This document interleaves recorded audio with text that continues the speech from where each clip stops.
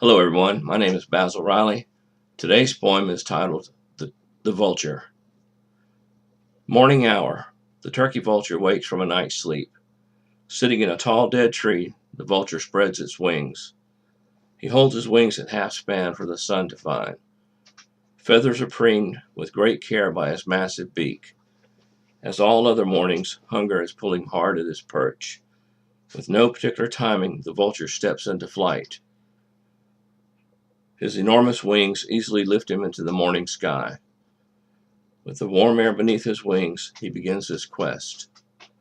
Although his flight is graceful, it was not designed for joy. Hunger pulls the vulture to flight and holds him into the air. He carefully tastes the air, sifting it for any measure of food. When he locates a scent, he begins to circle in the sky. Constantly testing the air, he strains to locate the meal below. Closer and closer until he's certain that he will soon eat. He is anxious as the smell yields to the sight of food below. His hunger is pulling him hard as he lands on the ground. He will have to hurry because there are already some there and more will soon follow. Pushing and shoving, the vultures fight for every scrap. He measures each step as he pulls at the carcass that lay. There is plenty for all to eat, but all will not share a bite. He struggles for each morsel as he attempts to get full. His necessity for flight had been for this very purpose. With the meal now complete, he searches for a new branch to rest. Here he will stay until hunger pulls at him again from his perch. This state of rest is where he would much rather be found.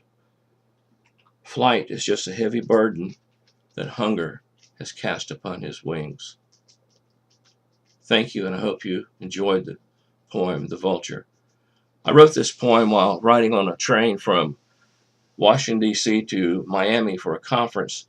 The train had broke down over the swampy area between Charleston and Savannah, and we sat there for about an hour, and I was in the cafe car with my laptop, and it was just at daylight, and I was watching a vulture sitting on top of a tree as he had his wings out, letting the sun warm him, and all of a sudden he just stepped off the branch and took into flight. It was amazing because such a big, heavy creature just effortlessly took off. And so I wrote that poem that day.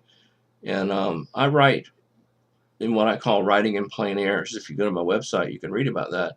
Like the master painters used to paint in plein air.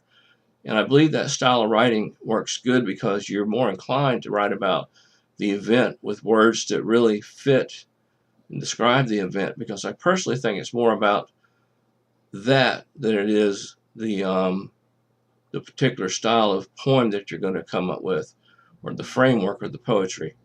It's more about describing what stops you in your tracks the first place.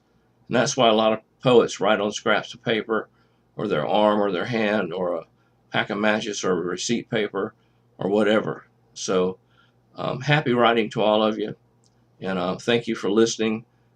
Send me some feedback if you want to. I'd love to hear from you, and have a great day.